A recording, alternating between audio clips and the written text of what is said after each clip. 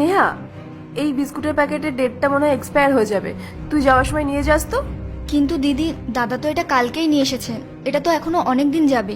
তুই আমাকে বেশি বোঝাতে আসিস না তো, তোকে যেটুকু বলা হয়েছে তুই সেটুকু করবি। নে ধর। ও আর হ্যাঁ, আজকে যাওয়ার সময় স্যালারিটা নিয়ে যাস। স্যালারি? কিন্তু কেন দিদি? কারণ আমি অন্য কাউকে রেখেছি, আর আমি না এখন একটু বাজারে যাব, ও আসলে কথা বলে নিস তো। তুমি আর একজন কাজের লোক রেখেছো? হ্যাঁ। দিদি, তুমি এরকম কেন করছো? আমি তো সব কাজ ভালোভাবেই করি, তাও কেন রাখছো দিদি? কারণ তোকে দিয়ে আর কাজ হবে না তাই। কেন দিদি, তুমি এরকম কেন বলছো? আরে তুই প্রেগনেন্ট। আরে নতুন কাজের মেয়েটা মনে হয় চলে এসেছে, যাতে তুই গিয়ে দরজা খোল, আমি আসছি।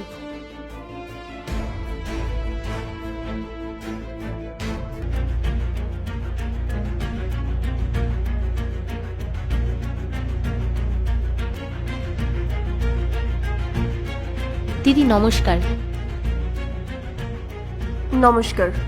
নেহা, তুই এখানে বস।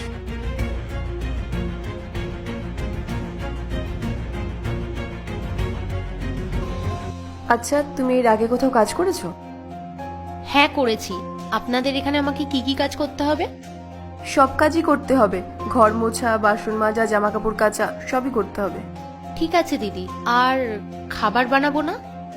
না না, রান্না করতে হবে না, রান্না আমি আর নেহা একসাথে করে নেব। কি, তাই তো? নেহা?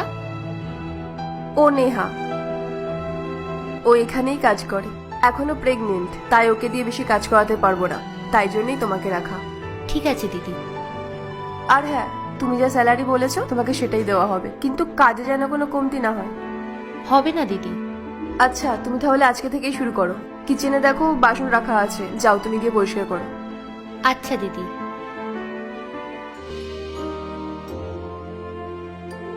তুই কি ভাবলি, তোকে কাজ থেকে বের করে দেবো? হ্যাঁ দিদি, আমার তো কিছুক্ষণের জন্য এটাই মনে হয়েছিল, কিন্তু দিদি তুমি ওকে কেন রাখলে? আমি তো সব কাজ ভালোভাবেই করে নিতাম। দেখ, তুই আমাকে একদম শেখাস না কোনটা করা উচিত আর কোনটা উচিত নয়। আচ্ছা, তোর মনে আছে আদি হওয়ার সময় সেই 9টা মাস তুই আমার কেমন খেয়াল রাখতিস?